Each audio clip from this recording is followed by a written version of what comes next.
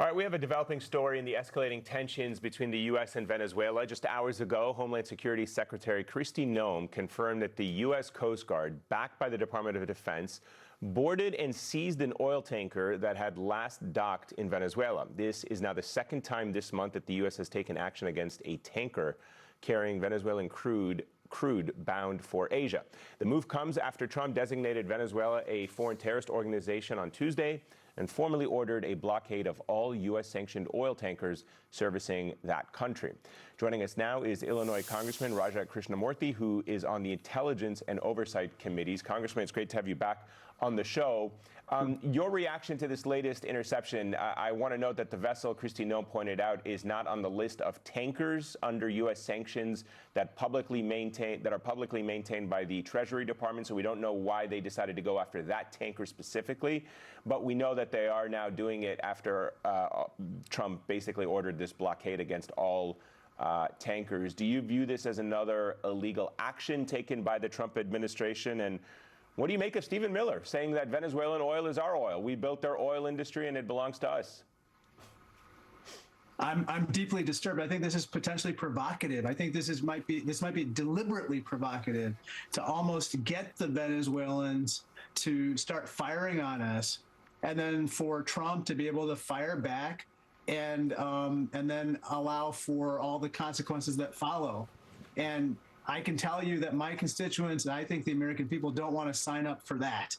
And I think that we're basically moving toward a war, and I oppose that.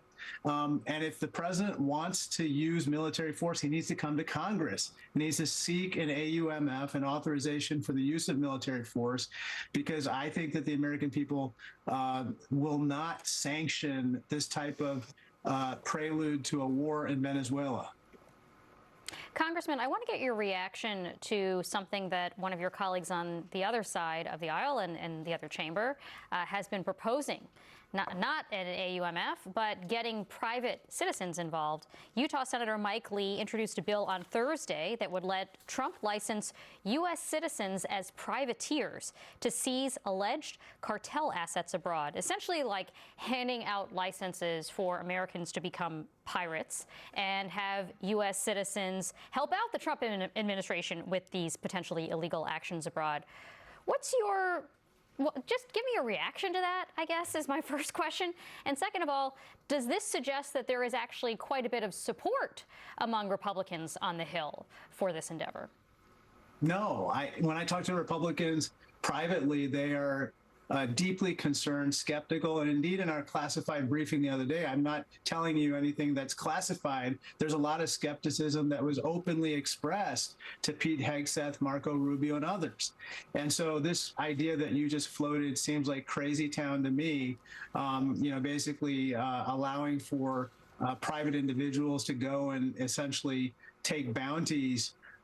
It's about as illogical as, ICE commissioning bounty hunters to go after people as part of their dragnet. It's just wrong. It's un-American to me. Congressman, I want to go back to something you said a few moments ago. You said that you believe that some of the administration's actions in Venezuela, are sort of provocative in the sense that they're trying to get the Venezuelans to potentially react to them almost as a pretense. Do you believe we are close? We've heard members of this administration, the president, say land strikes are very much a possibility.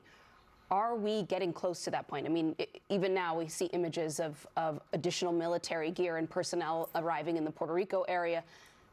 What do you think is actually about to happen? Yes, I think that we're moving closer.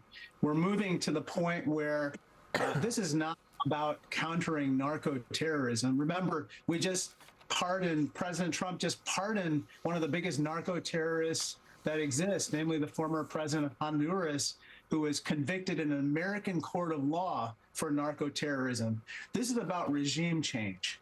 And I think that as part of his move to try to remove Maduro from power in Venezuela, he's basically inching us toward a war. And the reason for the War Powers Act in the first place after the Vietnam War is that the American people did not want secret wars. They did not want wars in their name without their consent. And that's exactly what's happening right now. And so that's why I think a war powers resolution in Congress is eminently reasonable and justified. Congressman, tonight we have discussed numerous extrajudicial killings, these strikes that are happening in waters in the Caribbean, some in the Pacific. But I want to hone in on the strike in early September that has been quite controversial because of the second strike that killed survivors.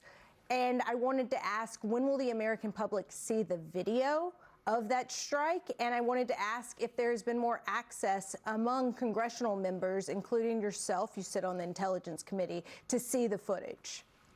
No, and I've asked for access. Others have. We have not been given access, even after Hegseth said that we would have access.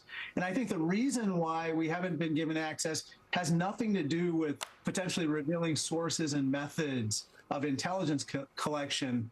I think the real reason is that he knows that when people see this footage, they will be shocked.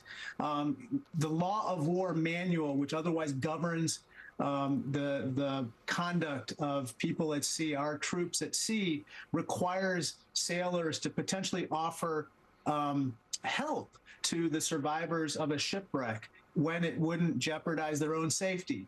In this case, they did the exact opposite. And so that would potentially be a war crime. And I don't think he wants us to see exactly what happened. That continues a pattern of this administration not wanting to be held accountable by the American people. Congressman Krishnamurthy, thank you so much for joining us tonight. Thank you so much.